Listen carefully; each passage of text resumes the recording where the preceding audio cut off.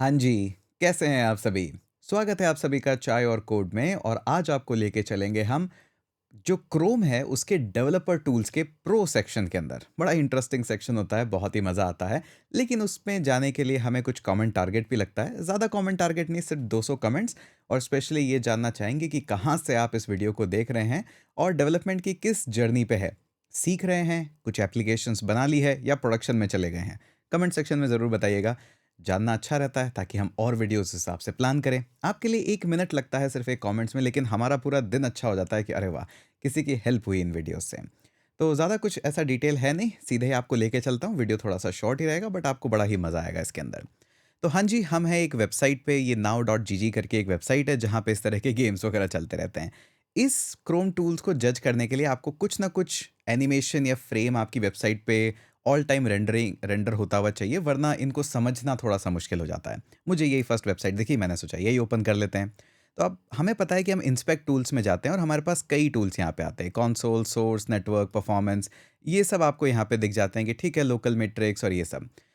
लेकिन जो आपको नहीं पता है कि एक्चुअली में ये तो आपके पास बेसिक टूल्स अवेलेबल होते हैं जिसमें लाइट हाउस, एप्लीकेशंस, रिकॉर्डर भी होता है, रिडक्स तो खैर ऐड ऑन से है, लेयर्स वगैरह ये सब होते हैं। लेकिन एक्चुअली में आपके पास कुछ और टूल्स भी अवेलेबल होते हैं जिनको इतनी आसानी से नहीं यूजुअली आपके सामने नहीं होते, बस इसीलिए एक्सप्लोर नहीं किए हुए होते हैं। एक चीज़ और, अगर आपकी एप्लीकेशन जस्ट बेसिक फेज़ में है, बेसिक क्रड करती है या छोटा ई-कॉमर्स स्टोर है, वहाँ पे इस तरह के टूल्स आप नहीं ही एक्सप्लोर करते हो क्योंकि कभी ज़रूरत ही नहीं पड़ी होती। लेकिन जैसे-जैसे एप्लीकेशन बड़ी होती है, रेंडरिंग ज़्यादा होती है, स्लो है, फ़ास्ट है, क्या उसको मेज़र करना है, तब आपको इन टूल की ज़रूरत पड़ती है। तो आपको यहाँ सेटिंग्स आइकन के बगल में ये 3 डॉट्स दिखेंगे, आपको इनको क्लिक करना है। यहाँ पे आपको दिखेगा मोर टूल्स। हाँ जी, यहाँ पे बहुत सारे टूल्स अवेलेबल हैं। कुछ आपके एक्सपेरिमेंटल फ़ेज़ में होते हैं जैसे सीएसएस ओवरव्यू वगैरह, बट मोस्टली तो बहुत ही स्टेबल है और सालों से लोग यूज़ कर रहे हैं। इनफैक्ट जैसे आप कॉर्पोरेट में जाते हैं, आपको इन टूल से सबसे आप मिल ही लेते हो। तो यहाँ पे आप देखोगे आपके पास एआई असिस्टेंस है, ये नया है, इसको ज़्यादा एक्सप्लोर मैंने भी नहीं किया है अभी। एआई अभी सब जगह आ रहा है तो यहाँ पे भी है। सबसे ज़्यादा जो यूज़ आता है वो, मैंने भी ये सारे यूज़ नहीं करे हैं, जो-जो कुछ मैंने यूज़ करे हैं वो मैं आपको बता देता हूँ। आपको फिर और एक्सप्लोर करना है तो आप कर ही सकते हैं। सबसे पहला और जो काम में आने वाला है वो है परफॉर्मेंस मॉनिटर। इसीलिए मैंने यहाँ पे ये एप्लीकेशन ओपन करी क्योंकि यहाँ पे आप परफॉर्मेंस मॉनिटर को क्लोजली आप देख सकते हो कि अच्छा कितना परफॉर्मेंस हमारा चल रहा है और किस हिसाब से। ये आपको बड़े अच्छे से ग्राफ, चार्ट सब कुछ बना के देता है, जिनको आप रिकॉर्ड भी कर सकते हो और बाद में आप अपनी टीम के साथ में शेयर भी कर सकते हो। यहाँ पे आपको सीपी यूसेज, जेएस हीप और डोम के नोड्स यहाँ पे डायरेक्टली आपको मिलते हैं कि कितने नोड्स बन रहे हैं। जैसे-जैसे आप गेम खेलते जाओगे चेंज होते जाएँगे, जैसे-जैसे आप एप्लीकेशन में अपने स्क्रॉल करते जाओगे, कुछ एक्टिविटीज़ करते जाओगे, चेंज होंगे। इसमें कई बार हम जेएस इवेंट लिसनर्स को भी यहाँ पे ऐड ऑन करते हैं कि एट ए मोमेंट कितने इवेंट्स हम लिसन कर रहे हैं हमारी एप्लीकेशंस के अंदर, ये सबसे ज़्यादा यूज़ आता है। एक और जो यूज़ आता है डॉक्यूमेंट फ्रेम्स। डॉक्यूमेंट्स इतना यूज़ नहीं आता है यूजुअली, तो मैंने नहीं देखा ज़्यादा, बट डॉक्यूमेंट फ्रेम्स हमें यूज़ आता है कि कितने डॉक्यूमेंट्स के फ्रेम हमारे पास यहाँ पे मिल रहे हैं। तो जैसे-जैसे मैं एप्लीकेशन को चेंज करता जाऊँगा, आपके पास देखिए सीपीयू यूसेज वगैरह सब चेंज होता हुआ नज़र आएगा कि कितना सीपीयू परसेंटेज है। तो ये चेंजेस होते रहते हैं आपके पास। अब मैं इतना गेम ये वाला तो नहीं खेलता हूँ ऑब्वियसली, तो मुझे नहीं पता कि ये किस हिसाब से चलता है और क्या इसके एप्लीकेशंस हैं, क्या है इनके, कुछ कीबोर्ड्स वगैरह हैं? नहीं, ये तो सिर्फ़ माउस से ही है। बट ख़ैर आपको आइडिया लग गया कि ठीक है, इस तरह से आप अपनी हीप साइज़ देख सकते हैं कि मेमोरी को और एफ़िशिएंट बनाया जा सकता है क्या, कहाँ पे हम किस तरह से काम कर सकते हैं। तो ये तो रहा हमारा पहला परफ़ॉर्मेंस मॉनिटर, बड़ा ईज़ी सा था। उसके बाद और भी आप जाएँगे यहाँ पे मोर टूल्स के अंदर, एक जो आपको सबसे ज़्यादा दिखेगा वो दिखेगा नेटवर्क कंडीशन और मेमोरी इंस्पेक्टर भी होता है। ख़ैर मेमोरी इंस्पेक्टर भी यहाँ पे अवेलेबल होता है, बट इतना ज़्यादा आप यूज़ नहीं करोगे। परफॉर्मेंस मॉनिटर में ही आपको मेमोरी का जीएस हीप वगैरह मिल जाता है, तो वहीं से काम हो जाता है। हमें जो मिलता है नेटवर्क कंडीशंस का मिलता है। अब नेटवर्क कंडीशन क्या है, कई बार आपको एप्लीकेशन को थ्रॉटल करवाना पड़ता है, तो उसके लिए हम यहाँ पे नेटवर्क पे यहाँ पे यूज़ कर लेते हैं इसको। और इंटरेस्टिंगली सिर्फ यहाँ पे यही ऑप्शन यूज़ नहीं करते, कई बार हम ब्राउज़र डिफ़ॉल्ट को भी अनचेक करके यूज़ करते हैं। इससे होता क्या है, आपके यूज़र एजेंट चेंज हो जाते हैं। क्या-क्या यूज़र एजेंट हो सकते हैं? आप एंड्रॉइड सिम्युलेट कर सकते हो, ब्लैकबेरी तो पता नहीं कौन ही सिम्युलेट करता है। बट आप क्रोम के भी डिफरेंट वेरिएशन आप यहाँ पे सिम्युलेट कर लेते हो। फायरफॉक्स भी यहाँ पे सिम्युलेट कर लेते हो और आपके इंटरनेट एक्सप्लोरर करता है क्या कोई अभी सिम्युलेट? मुझे तो नहीं पता। बट आपके काफ़ी ब्राउज़र यूसी ब्राउज़र्स वगैरह जितने भी हैं, मेजर-मेजर आपको यहीं से ही मिल जाते हैं।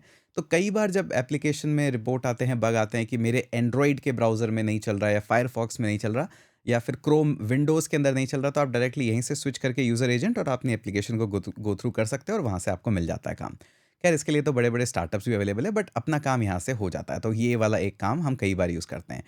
यूज़र एजेंट क्लाइंट के आप हिंट्स वगैरह ये सब भी ऐड कर देते हो, बट मोस्टली तो यही चेंज होता है। ब्राउज़र डिफ़ॉल्ट्स कई बार लोग जैसे हेवी एंड ग्राफ्स बना रहे हैं, जैसे ज़ीरोदा टाइप के जो ग्राफ्स हैं, जो कॉन्स्टेंटली अपडेट होते रहते हैं, तो वहाँ पे आपको डिफ्लेट चाहिए, gzip चाहिए या और कुछ चाहिए, तो यहाँ से हो जाता है। तो ख़ैर ये भी एक अच्छा इंटरेस्टिंग है। और उसके बाद एक और चलते हैं आपको, 1-2 टूल्स, सारे टूल्स देखिए कोई यूज़ नहीं करता, जो-जो इंटरेस्टिंग है वो मैं आपको दिखा रहा हूँ। उसके अलावा आपके पास एक आता है नेटवर्क कंडीशन आई थिंक, नहीं नेटवर्क कंडीशन नहीं, एक और दिखाते हैं आपको। नेटवर्क रिक्वेस्ट ब्लॉकिंग, ये वाला बड़ा इंटरेस्टिंग रहता है, इसको भी काफ़ी बार यूज़ होता है। तो नेटवर्क रिक्वेस्ट ब्लॉकिंग के अंदर क्या होता है कि आप इनेबल कर सकते हो नेटवर्क की रिक्वेस्ट को, और पर्टिकुलरली कोई भी पैटर्न है कि इस जगह पे रिक्वेस्ट जाएगी तो मैं एक बार देखना चाहता हूँ। अब कैसे? जैसे सपोज करिए आप कोई पेमेंट गेटवे ऐड कर रहे हैं और पेमेंट गेटवे पे रिक्वेस्ट जा रही है स्लैश पेमेंट्स या कहीं पे भी। तो आप उस रिक्वेस्ट को यहाँ पे रोक के और एक्चुअली में स्टडी कर सकते हैं कि मेरे रिक्वेस्ट में कौन-कौन सा डेटा जा रहा है। और इसीलिए कहा जाता है कि ऐसे सेंसिटिव डेटा को फ्रंट एंड पे ज़्यादा वैलिडेट करने से कोई खास फ़र्क नहीं होता है, क्योंकि ऐसे नेटवर्क रिक्वेस्ट को ब्लॉक करके वहाँ रोक के उसमें डेटा मैनिपुलेशन किया जाता है। अब मैं कोई एनकरेज नहीं कर रहा हूँ, अक्सर लोग करते भी हैं, तो हमें पता होना चाहिए एज़ अ डेवलपर कि हाँ, ऐसी एक्टिविटीज़ होती है, तो यहाँ से होती है। वैसे तो अलग टूल्स भी आते हैं जैसे बर्प सूट वगैरह, बट यहाँ से भी आजकल काफ़ी काम हो जाता है। तो यही वो पॉइंट है जहाँ पे हमें एक्चुअली में इस तरह की एक्टिविटीज़ होती है और इनसे बच के रहना पड़ता है। बड़े इंटरेस्टिंग टूल्स यहाँ पे मिलते हैं आपको।